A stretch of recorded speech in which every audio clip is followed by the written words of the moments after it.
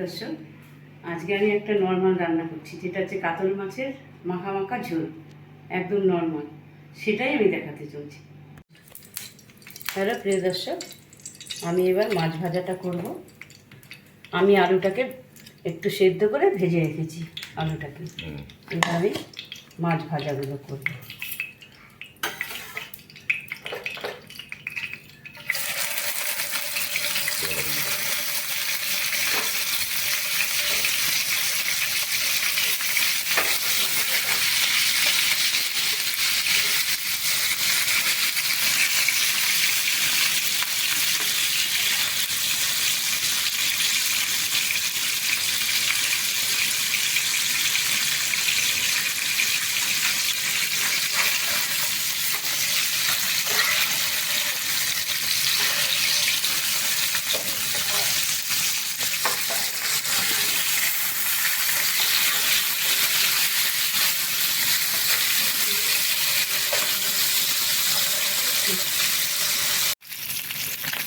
এবার আমার মাছ ভাজাটা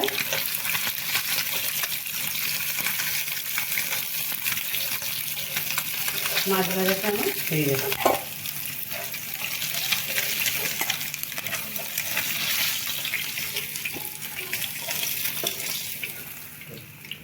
প্রিয় দর্শক, এবার আমি তেলটা দিচ্ছি।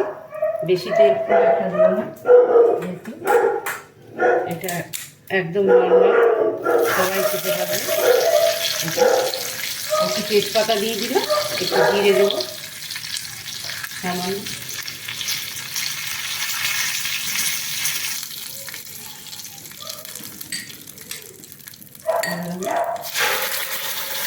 বাটা জিরেটা দিচ্ছি। এইটা রান্নাটা হচ্ছে একদম একটু আদা বাটা দিচ্ছি, একটু শুকনো লঙ্কার গুঁড়া, একটু লবণ করবে, একটু হলুদ।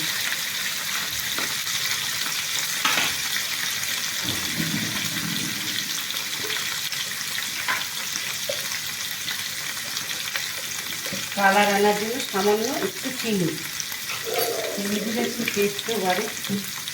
একদম নর্মাল ঝোল, এটা মাছের ঝোল হবে।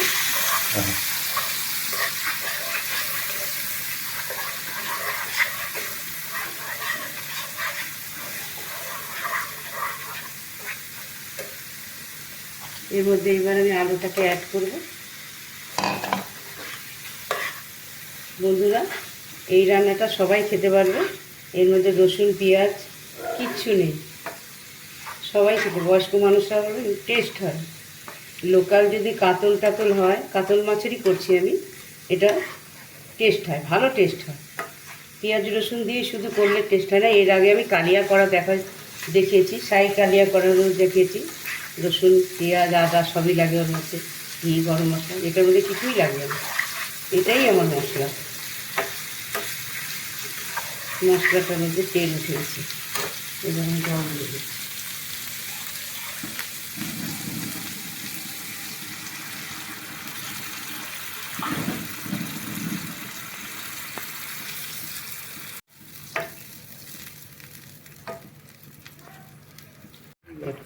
বন্ধুরা, এবার আমি মাছটা ভাজা মাছটা ভেজে রেখেছিলাম, সেটাই দিয়ে দিচ্ছি। ঝোলটা একটু মাখো মাখো হবে, কিন্তু খেতে অসাধারণ টেস্ট হয়। যেটা মাছ দেখছি এটা লোকাল মাছ আর কি। এবার আমি এটা ঢেকে দেবো।